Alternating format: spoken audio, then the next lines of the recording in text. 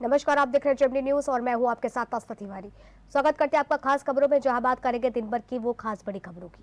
देश में विकसित पहले इंटरनेशनल कोविड-19 टीके इनोवेक को 26 जनवरी से लोगों को देने के लिए बात कही गई है।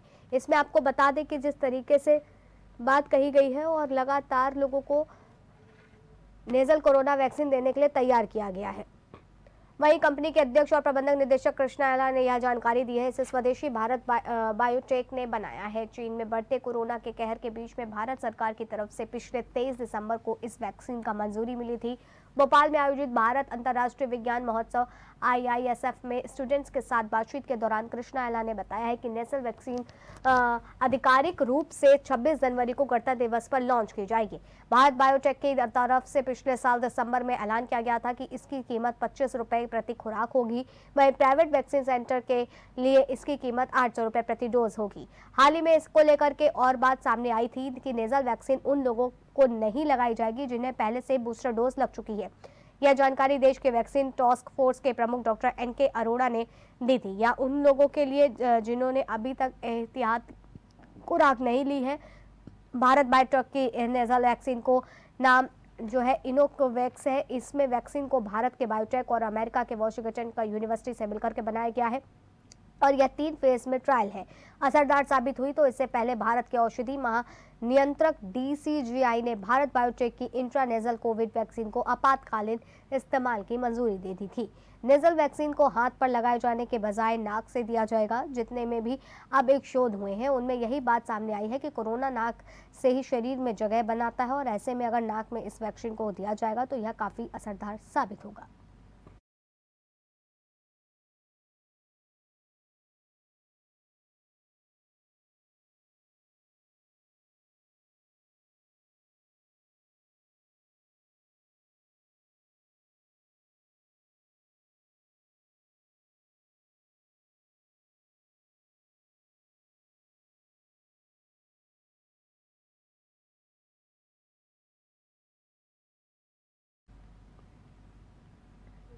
तमिलनाडु में जल्लीकट्टू कार्यक्रम के दौरान एक 14 साल के लड़के को सांड ने इस कदर रौंद दिया कि उसकी मौके पर ही मौत हो गई। ये कार्यक्रम थानागम गांव के आयोजित किया गया था। दरअसल गोकुल नाम का लड़का अपने रिश्तेदारों के साथ जल्लीकट्टू देखने गया था। यहाँ एक बैल ने उसके पेट पर वार कर दिया, जिससे वह पूरी तरह से घायल हो गया। आनंद फानन में गोकुल के परिजन उसे धर्मपुरी सरकारी अस्पताल ले गए, जहाँ डॉक्टरों ने उसे मृत घोषित कर दिया। घटना की जानकारी मिलने पर के बाद धर्मपुरी पुलिस ने मामले की जांच शुरू कर दी और वहीं पुलिस CCTV फुटेज के खंगाल के मामले की जांच कर रही है।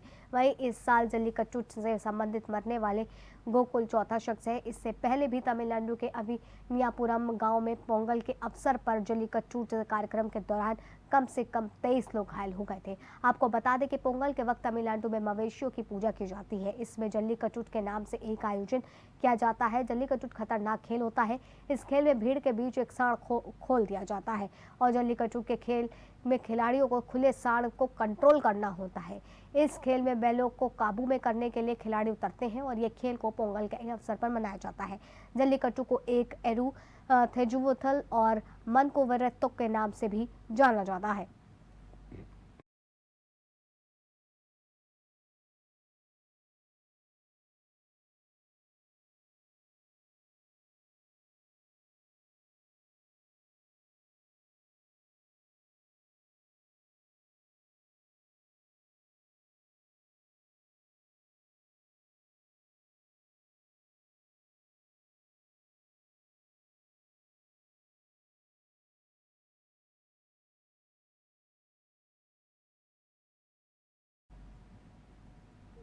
दिल्ली समेत उत्तर भारत के मैदानी इलाकों में पिछले कुछ दिनों से ठंड की राहत बनी हुई है, लेकिन अब एक बार फिर से मौसम का मिजाज बदलने वाला है। मौसम विभाग के मुताबिक आने वाले सप्ताह में उत्तर भारत के कई राज्यों में बारिश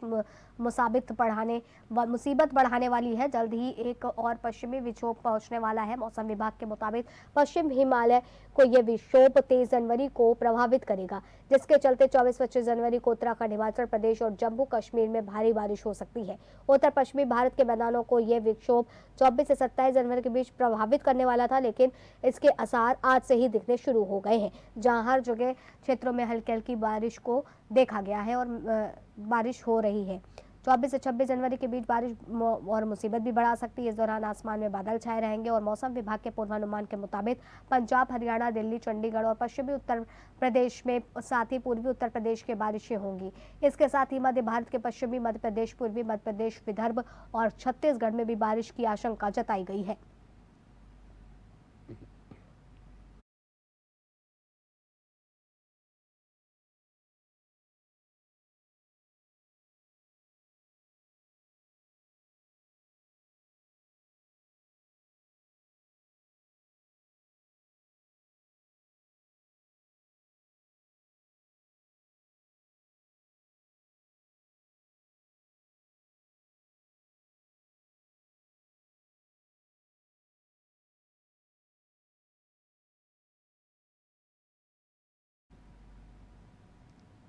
पुरुष हॉकी विश्व कप ओडिशा को राउरकेला और भुवनेश्वर में खेला जा रहा है। 29 जनवरी तक चलने वाले हॉकी विश्व कप टूर्नामेंट में दुनिया के शीर्ष 16 टीमें अपनी बेहतरीन प्रदर्शन कर रही हैं।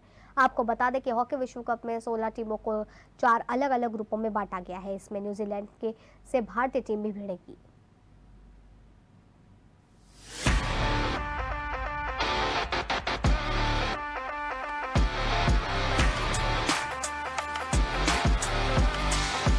पुरुष हॉकी विश्व कप ओडिशा के राउरकेला और भुवनेश्वर में खेला जा रहा है।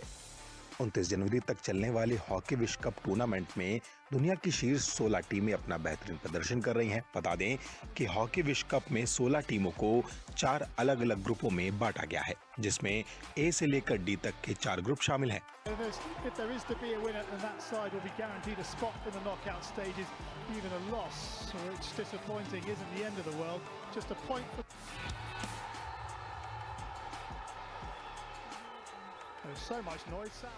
जहां ग्रुप ए में ऑस्ट्रेलिया, दक्षिण अफ्रीका, फ्रांस, अर्जेंटीना शामिल है, तो वहीं ग्रुप बी में Belgium, Japan, Korea, Germany, group C में नीदरलैंड, चिली, मलेशिया, न्यूजीलैंड और ग्रुप डी में भारत, वेल्स, स्पेन और इंग्लैंड है।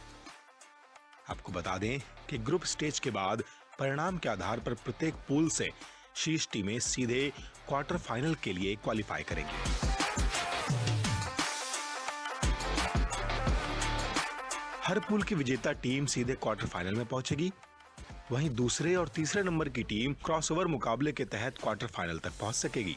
भारत की टीम पूल डी में थी, जहां इंग्लैंड 7 अंक के साथ टॉप पर रही।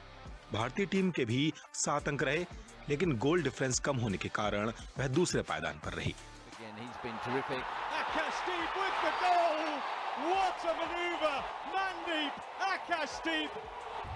And Mandeep are the two most dangerous strikers. They've got the best scoring record for India, and they combined brilliantly there. All the Welsh, their second penalty corner. Oh, and it is Furlong. उधर New Zealand अपने pool C में तीसरे पायदान पर रही थी। पुरुष hockey विश्व कप का फाइनल 29 जनवरी को खेला जाएगा, जबकि इससे पहले तीसरे स्थान के लिए मैच खेला जाएगा। भारत ने हॉकी विश्व कप 2023 में ग्रुप स्टेज के अपने आखिरी मुकाबले में वेल्स को 4-2 से हराया।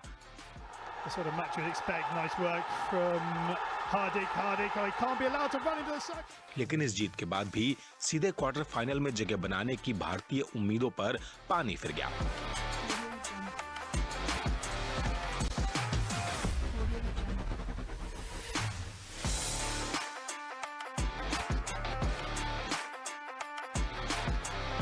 वेल्स के खिलाफ मुकाबला जीतने के बाद भी टीम इंडिया सीधे तौर पर वर्ल्ड कप के क्वार्टर फाइनल में नहीं पहुंच पाई है। भारत को क्वार्टर फाइनल में सीधे पहुंचने के लिए वेल्स को 8-0 से हराना था, पर टीम इंडिया ऐसा नहीं कर सकी। दरअसल ग्रुप में टॉप करने वाली टीम को सीधे क्वार्टर फाइनल में जगह मिलनी है। भारत के पूल डी में इंग्लैंड 2 जीत और 1 ड्रॉ के साथ पहले स्थान पर है। वहीं पूल में दूसरे और तीसरे स्थान पर रहने वाली टीम को क्रॉसओवर मुकाबला खेलना होगा। भारत को अब अंतिम 8 में जगह बनाने के लिए 22 जनवरी को होने वाले क्रॉसओवर मैच में न्यूजीलैंड को हराना होगा। बता दें कि ग्रुप डी में भारत ने एक भी मैच नहीं गंवाया। भारत और इंग्लैंड दोनों ही 3 मैचों में 7-7 अंकों के साथ समाप्त हुए, लेकिन गोल अंतर के कारण इंग्लैंड की टीम पूल डी में शीर्ष पर रही। इससे पहले पूल डी के एक मैच में इंग्लैंड ने स्पेन को 4-0 से हराया था। बता दें कि इंग्लैंड पूल डी में शीर्ष पर रहते हुए सीधे क्वार्टर फाइनल के लिए क्वालिफाई कर चुका है। वहीं अन्य 4 क्वार्टर फाइनल स्थानों के लिए भारत और स्पेन क्रॉसओवर मैच खेलेंगे। भारतीय टीम ने इस वर्ल्ड कप में अपना पहला मैच स्पेन के खिलाफ 2-0 से जीता था। इसके बाद इंग्लैंड के साथ उसका मैच 0-0 से ड्रॉ रहा था। तीसरे मैच में भारत ने वेल्स के खिलाफ 4-2 से जीत दर्ज की थी। वहीं न्यूजीलैंड को अपने पूल में नीदरलैंड और मलेशिया के खिलाफ हार का सामना करना पड़ा था। उसे एकमात्र जीत चिली के खिलाफ हासिल हुई थी।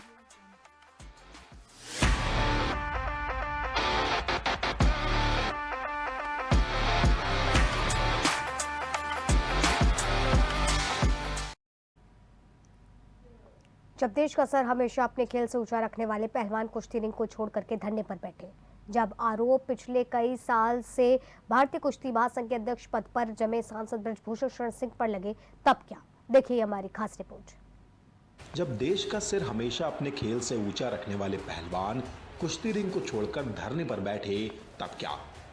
जब आरोप पिछले कई साल से भारतीय कुश्ती महासंघ के अध्यक्ष पद पर जमे सांसद ब्रजभूषण शरण सिंह पर लगे, तब क्या?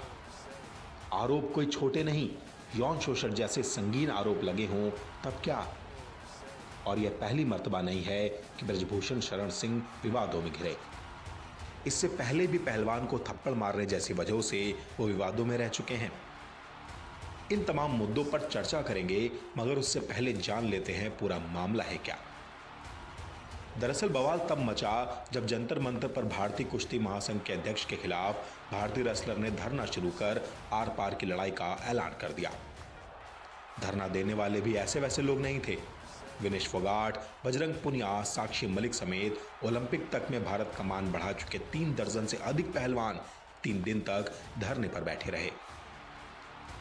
भारतीय रेसलर ने भारतीय कुश्ती महासंघ के अध्यक्ष ब्रजभूषण शरण सिंह पर यौन शोषण समेत कई संगीन आरोप लगाए हैं। बाद में मामला ओलंपिक एसोसिएशन तक पहुंचा और खेल मंत्री को स्वयं हस्तक्षेप करना पड़ा। 2 दिन में 10 घंटे से अधिक वार्ता के बाद खेल मंत्री इन खिलाड़ियों को धरना वापस लेने के लिए मना पाए। अगर जल्द से जल्द कार्रवाई नहीं हुई इस मामले में, क्योंकि आप सबको पता है कि हम खिलाड़ियों के लिए एक एक दिन 100 साल के बराबर होता है। आज दूसरा दिन भी खत्म होने को जा रहा है, लेकिन अनफॉर्चुनेटली बोले या हमारा दुर्भाग्य मान लीजिए, हम खिलाड़ियों का दुर्भाग्य मान लीजिए कि अभी तक हमें एक संतुष्ट जवाब नहीं मिला है। तो हम उसका वेट कर रहे हैं और आप सब लोग भी यहाँ पे उसी का वेट कर रहे हैं कि फाइनल डिसीजन कब आएगा। क्योंकि जो हमने इल्ज़ाम लगाए हैं वो इल्ज़ाम हमने लगाए इसीलिए हैं क्योंकि वो सत्य थे। और आज कल हम जैसे बोल रहे थे कि हमारे पास 1-2 लड़कियां हैं जिनके साथ उन्होंने किया है, क्योंकि आज हमारे पास 5 से 6 लड़कियां आ गई हैं, विद प्रूफ है हमारे पास में उनके साथ में जो हुआ है। हमें मजबूर ना किया जाए सबके सामने आने के लिए। हम सब आत्मसम्मान को अपने बचाने के लिए लड़ाई लड़ रहे हैं। हम लड़कियों का आत्मसम्मान सबसे ज़्यादा ज़रूरी है। हिंदुस्तान की बेटियां हैं हम जनता के सामने आके ये बताना नहीं चाहते कि आपकी बहन बेटियों के साथ में क्या क्या हुआ है, मेरे साथ क्या हुआ है, किसी और के साथ में। हम XYZ किसी का नाम आगे नहीं लेके आना चाहते। सर, आपके सवालों का भी मैं जवाब देती हूँ। पहले मेरी बात सुन लीजिए। आपके बैठक का भी बताएंगे, आपको कमरे का भी बताएंगे। हमें अगर मजबूर किया गया तो कुश्ती का दुर्भाग्य होगा जिस दिन देश की बेटियां सामने आएंगी और अपना नाम लेके पूरी मीडिया के सामने बताएंगी कि हमारे साथ में हुआ था, विद प्रूफ हम आएंगे।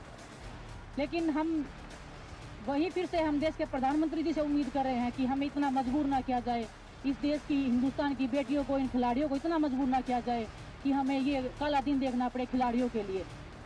ये कुश्ती की लड़कियां नहीं है, सिर्फ ये हिंदुस्तान की बेटियां हैं। और हिंदुस्तान में बेटियों को माता लक्ष्मी, माँ दुर्गा के नाम से पुकारा जाता है। हम पूजा करते हैं, उसी वंशज का हम एक हिस्सा है जो हम आप सब के बीच में बैठी हैं। आप सब लोग हमारा साथ देने के लिए आए हो, इतनी दूर से आप लोग आए हो। कुश्ती के हक के लिए आज हम लड़ाई लड़ रहे हैं। दूसरी बात रही, अगर आज शाम तक हम, अभी तो टाइम बाकी है, रात होने में टाइम बाकी है, हम वेट ही कर रहे हैं कि कुछ संतुष्टपूर्ण जवाब आए हमारे पास में। कुछ आप लोगों में से ही बोल रहे थे कि अध्यक्ष जी बोल रहे हैं कि 22 को इस्तीफा देंगे। बात उनके इस्तीफे का नहीं हो रही है, इस्तीफा तो हम उनका लेके ही रहेंगे। अगर हमें और ज्यादा उकसाया गया तो हम उनको जेल में भी डलवाएंगे। हम चाहते हैं कि उनका इस्तीफा लीजिए और उन पे कार्रवाई की जाए। रही दूसरी बात, हम लीगल तरीके से भी हम जाना नहीं चाहते थे, क्योंकि हमें एक विश्वास था कि देश के प्रधानमंत्री जी, गृह मंत्री जी हमें उस लाइन में नहीं लेके देना चाहेंगे। हम उनके सामने जाके वो प्रूफ विद लड़कियां हम लेके जाते, और कोई लड़की भी सामने नहीं आती, किसी की लाइफ को भी डेंजर नहीं होता, किसी की फैमिली को भी कोई नुकसान पहुंचाने की कल को हानि नहीं होती। हम ये खतरनाक कदम उठाना नहीं चाहते थे, लेकिन अगर सॉल्यूशन जल्दी नहीं निकला, आज वैसे हम बता रहे हैं कि आज की हम वेट कर रहे हैं, रात होने तक वेट करते हैं कि कोई संतुष्टपूर्ण जवाब आए। इतना अगर देश का, हिंदुस्तान के जो ओलंपिक मेडलिस्ट हैं, वर्ल्ड मेडलिस्ट हैं, अगर वो बोल रहे हैं कुछ हुआ है, तो उस बात में आप संकोच मत कीजिए और ना उस पर संदेह कीजिए। हम निसंदेह बोल रहे हैं कि हमारे साथ कुछ गलत हुआ और बहुत गलत हुआ है, लड़कियों के साथ गलत हुआ है। और मैं आंखों में आंखें डाल के, आप अध्यक्ष जी को मेरे सामने लेके आइए, अगर वो 2 मिनट मेरे सामने बैठ जाएं तो मैं हिंदुस्तान की हर जनता को चैलेंज करती हूँ, उनको मेरे सामने 2 मिनट बिठा दीजिए और वो आंखों में आंखें डाल के बोल दीजिए कि हमने कुछ गलत नहीं किया है। अगर हमें मजबूर किया गया तो हम कल FIR भी दर्ज करवाएंगे, हम केस भी लड़ेंगे, लेकिन उसमें हिंदुस्तान के हज़ारों लड़कों का रेसलिंग का करियर खत्म होने की कगार पे हो जाएगा। हम उस दौर पे जाना नहीं चाहते, हम उस जगह पे जाना नहीं चाहते जो, क्योंकि हमें अगर यही इसी दौर पे जाना था तो हम अध्यक्ष जी को अध्यक्ष जी बने ही रहने देना चाहते थे, क्योंकि वो सब कर ही रहे थे। हमारा कैरियर तो वो खत्म कर ही रहे थे, हर लड़की का कैरियर खत्म कर रहे थे। यूपी की कुश्ती उन्होंने लड़कियों की खत्म कर डाली, ये शोषण के कारण ये कुश्ती खत्म हुई है, कोई रीजन नहीं है। यूपी की आज महिला की रेसलिंग जो खत्म हो गई है, अब वो पीछे पड़े हैं महाराष्ट्र की लड़कियों के। आज मेरे पास केरला से भी फ़ोन आए हैं, लड़कियां खुश हैं कि मैंने आवाज़ उठाई है, वो मुझे बधाई दे रही हैं कि दीदी पीछे मत हटना, हम आप सबके साथ खड़े हैं, इसी हौसले के साथ आप लगे रहना।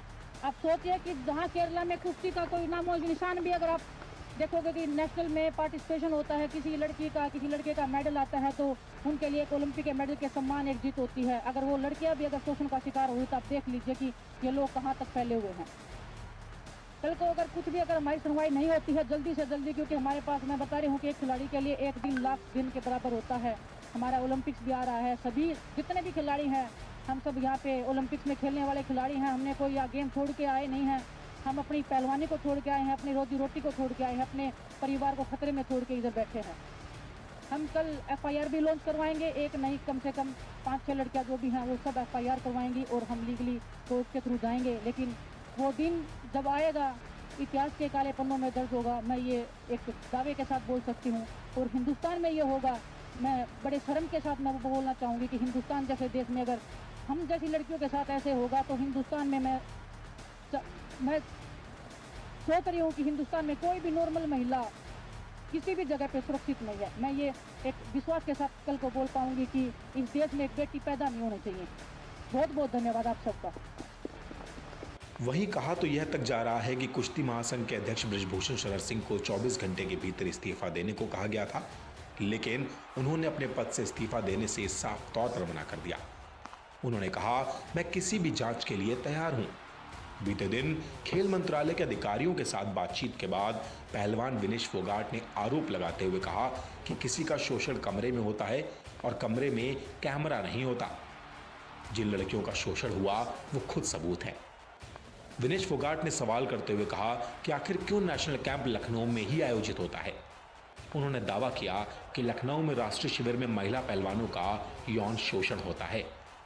लखनऊ नेशनल कैंप में कई कोच और रेसलिंग फेडरेशन अध्यक्ष ने भी महिला पहलवानों का यौन शोषण किया है। इतना ही नहीं, उन्होंने यह तक कहा कि उनके पास बृजभूषण के खिलाफ सारे सबूत हैं। वो सबूतों को सार्वजनिक करेंगे, उनके खिलाफ पुलिस शिकायत करवाएंगे और उन्हें जेल भेज कर रहेंगे।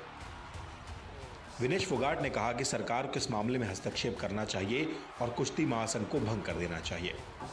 कुश्ती महासंघ में अध्यक्ष पद पर किसी पूर्व पहलवान को ही बिठाना चाहिए।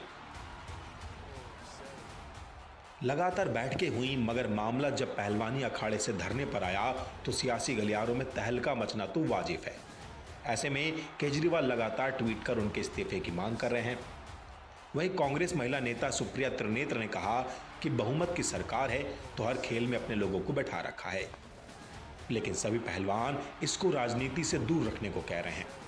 उनका कहना है, हमारी लड़ाई इस राजनीति की थाली में मत परोसी जाए, मगर इसको राजनीतिज्ञ लोगों ने इस पर तमाम सवाल खड़े कर दिए हैं। हम समर्थन तब भी देने को तैयार थे और आपका बिल्कुल कहना सच है कि न सिर्फ हमारे घटक दल बल्कि एक राजनीतिक रूप से इससे आम सहमति नहीं बन सकी थी तब। लेकिन आप बिल्कुल सही कह रहे हैं, आपके पास प्रचंड बहुमत है, आपका मन आता है, आप सुबह उठते हैं और आपको लगता है कि लॉ बन जाना चाहिए, आप लॉ ऑर्डिनेंस से बना देते हैं और अध्यादेश से वो पारित होकर कानून बन जाता है। लेकिन मैंने तो आपको फेडरेशन, रेसलिंग फेडरेशन तो छोड़ दीजिए, मैंने तो आपको हिंदुस्तान की तमामों स्पोर्ट्स फेडरेशन, चाहे वो बैडमिंटन हो, चाहे वो टेबल टेनिस हो, चाहे वो हॉकी हो, क्रिकेट हो, आर्चरी हो, राइफल हो, मैंने तो आपको सबके नाम गिना दिए और इस सब पर भाजपा के नेता बैठे हुए हैं। तो डिफरेंस क्या है? और पॉलिटिकल सहमति इस पर बननी चाहिए, ये एक अलग डिबेट है। लेकिन जो आज का मुद्दा है वो बहुत बड़ा मुद्दा है। आपकी बात सही है, इस पर डिबेट होना चाहिए। पॉलिटिकल इंटरफेरेंस जितनी कम हो अच्छी बात रहेगी। लेकिन आज का डिबेट बहुत बड़ा डिबेट है, ये हिंदुस्तान में पहले कभी नहीं हुआ है। ये ओलंपियंस हैं, ये गोल्ड मेडलिस्ट है और ये बाहर आकर कह रहे हैं हमें यौन शोषण के लिए मजबूर किया जा रहा है और इस बात की सजा तो मिलनी ही चाहिए। इस बात से अवगत देश में सर्वोच्च पद पर बैठे हुए प्रधानमंत्री जी 1.25 साल से हैं और ब्रजभूषण सिंह अभी भी अपने पद पर बने हुए हैं और अभी भी प्रेस कॉन्फ्रेंस कर रहे हैं। मतलब मुझे समझ में नहीं आता है कि बेशर्मी की और असंवेदनशीलता की कोई हद है सरकार में। आपने अजय मिश्रा, नैतिकता कहां है? नैतिक धुरी ये कहती है आपका नाम आया और ऐसे आक्षेप में आया, आपको तुरंत रिजाइन कर देना चाहिए। लेकिन नैतिकता तो सर्वोच्च पद की भी पूछी जाएगी ना। आज जब विनेश फोगाट ने बोला कि मैंने प्रधानमंत्री को अक्टूबर 2021 में इस मामले से अवगत कराया था, तो मेरा सिर्फ एक सवाल है, मोदी जी ने क्या किया? क्यों आंख पर पट्टी डाले वो आज बैठे रहे कि ये खिलाड़ी सड़क पर सार्वजनिक रूप से उतरने को मजबूर हुए और आज कुछ मीटिंग्स करी जा रही है। इस तमाम मुद्दे पर बृजभूषण ने साफ तौर पर कह दिया है कि वह इस्तीफा नहीं देंगे, जो भी जांच करानी है करा लें। मैं जनता द्वारा चुनकर ही इस पद पर आया हूं, चंद झूठे आरोपों से मैं अपने पद से इस्तीफा नहीं दूंगा। वहीं गोंडा में कल हुई प्रतियोगिता में जब वहां मीडिया उनसे इस्तीफा को लेकर सवाल किया तो उन्होंने कोई जवाब नहीं दिया और कहा जो भी कहूंगा प्रेस कॉन्फ्रेंस में कहूंगा। मगर शाम तक जहां पूरे देश को उनकी पीसी का इंतजार था, वो पीसी रद्द कर दी गई, जिसके बाद तमाम सवालों के बीच घिरते दिखे बृजभूषण। देश में एक नेशनल होता था और मेरे आने के पहले केवल 3 चैंपियनशिप होती थी। अब नेशनल में क्या है कि हर प्रदेश का एक एक खिलाड़ी लड़ेगा। तो पहले जो चैंपियन टीम होती थी उसके 2 खिलाड़ी लड़ते थे और अन्य प्रांतों से एक एक खिलाड़ी लड़ते थे जो अपने प्रदेश को जीत करके आते थे, ट्रायल के माध्यम से आते थे। तो अब ये व्यवस्था समाप्त करके एक एक खिलाड़ी कर दिया गया। अब एक एक खिलाड़ी कर दिया गया तो जैसे हरियाणा है, वहाँ का हरियाणा का जो 10 नंबर का खिलाड़ी है वो भी, जो 10 नंबर का खिलाड़ी है वो भी कुछ राज्यों के खिलाड़ी से अच्छा है। वहाँ का 12 नंबर का खिलाड़ी भी कुछ राज्यों के खिलाड़ियों से अच्छा है। तो अगर एक एक व्यवस्था रखी जाएगी तो हरियाणा के खिलाड़ियों के या महाराष्ट्र के खिलाड़ियों के जो अच्छे राज्य हैं, जो चोटी के ज़्यादा खिलाड़ी हैं, उनका नुकसान। इसलिए मैंने एक व्यवस्था शुरू की कि एक नेशनल जिसमें सेलेक्ट खिलाड़ी आएंगे स्टेट फेडरेशन के द्वारा, दूसरा ओपन कि कोई भी रेसलर जो ये महसूस करता है कि मुझे इस कॉम्पिटिशन में भाग लेना चाहिए वो भाग ले सके। ये नई व्यवस्था बनाई गई है और पहला नेशनल जब हमने कराया था तो 61% मेडल केवल हरियाणा का आया था। ये वो पहलवान जो किसी कारण से स्टेट में सेलेक्ट नहीं हो पाते हैं या उस समय उनकी तबीयत खराब थी, तो उन्हीं के लिए दूसरा मौका दिया गया है कि ये लड़ करके आम, मतलब एक खुली व्यवस्था की गई। क्योंकि ये डेट इसकी क्या है कि 1 महीना पहले डेट है। अब अगर इस चैंपियनशिप को कैंसिल करा दिया जाए तो देश के खिलाड़ी अपना अपना टिकट कराए हैं, अपना अपना तैयारी किए हैं। जब आ जाता है कंपटीशन को विशेष तैयारी करते हैं तो खिलाड़ियों का नुकसान हो जाएगा। और अगर मान लीजिए बाई चांस को कैंसिल कर दिया जाता तो ये मान कर चलिए दोबारा हो ही नहीं सकता।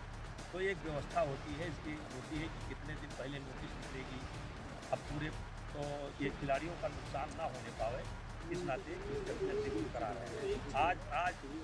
आज फ्री स्टाइल की कुश्ती है, कल ग्रीको रोमन की कुश्ती है और परसों महिला पहलवानों की कुश्ती है। शुक्रवार आधी रात तक चली बैठक के बाद खिलाड़ियों के साथ खेल मंत्री अनुराग ठाकुर मीडिया से मुखातिब हुए और उन्होंने कहा कि यह समिति 4 सप्ताह में आरोपों की जांच करेगी। जब तक जांच पूरी नहीं हो जाती तब तक बृजभूषण शरण सिंह WFI से खुद को अलग रखेंगे।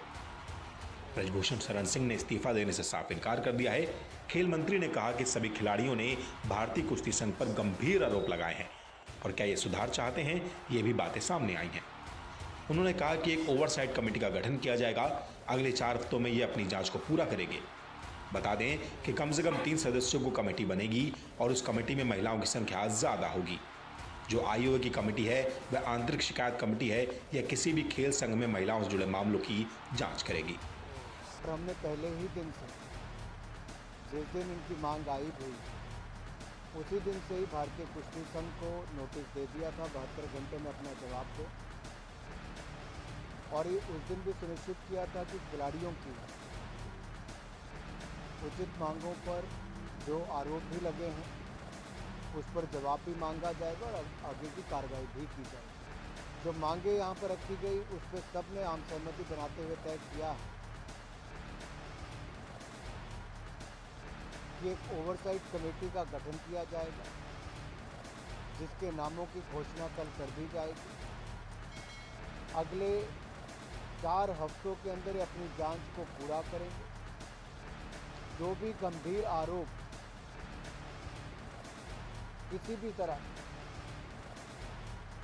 चाहे फाइनेंशियल हो, सेक्सुअल हरासमेंट के हो या बाकी हो, जो भी कहेंगे इनके सबकी गहराई तक जाएंगे, जांच भी करेंगे और जो निर्णय बाकी करने की आवश्यकता होगी वो भी करने का काम करेंगे। बहरहाल खेल मंत्री अनुराग ठाकुर के कहने पर सभी पहलवानों ने धरना करना छोड़ दिया है, मगर इन तमाम बातों के बीच कई सुलगते सवाल हैं जो वक्त के साथ हर परत के आधार पर खुलेंगे कि आखिर जो आरोप पहलवानों ने लगाए हैं क्या वो सही हैं, और अगर सही हैं तो बृजभूषण के लिए क्या सजा निर्धारित होगी। मगर यह विषय अभी भी जांच का बना हुआ है, जिसके बाद ही सच का खुलासा हो पाएगा। फिलहाल खास खबर में इतना ही। बाकी तमाम बड़ी खबरों के लिए बने रहे GMT न्यूज के साथ। नमस्कार। अगर आपको हमारा वीडियो पसंद आया हो तो हमें लाइक करें, सब्सक्राइब करें और ज्यादा से ज्यादा शेयर करें, और हाँ, बेल आइकॉन दबाना ना भूलें ताकि हर खबर का अपडेट आप तक पहुंचे तुरंत। आप हमें इंस्टा, ट्विटर और फेसबुक पर भी फॉलो कर सकते हैं। हमारी ID है @GMT News Flash।